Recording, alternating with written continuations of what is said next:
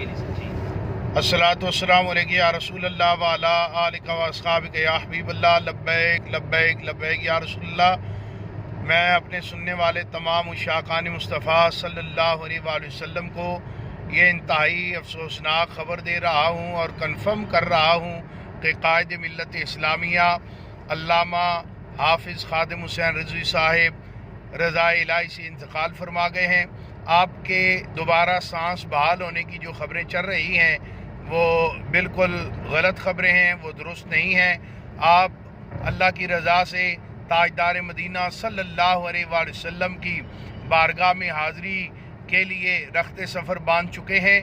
मैं तमाम कारकुनान ज़िम्मेदारान से ये गुजारिश करता हूँ कि आप लाहौर की तरफ सफ़र जो है उसका आगाज़ फरमा दें।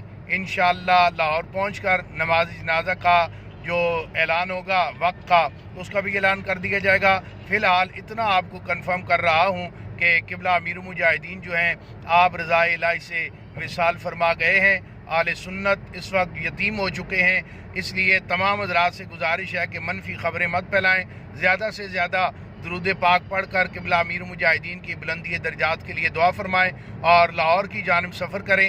इंशाअल्लाह जनाजा जो है उसका ऐलान बाद में किया जाएगा। अल्लाह ताला क़िबला अमीरुल मुजाहिदीन की जुमला दीनी खिदमात को कबूल फरमाए और ताजदार मदीना सल्लल्लाहु अलैहि वसल्लम की उन्हें शफ़ाअत नसीब फरमाए। जज़ाकल्लाह।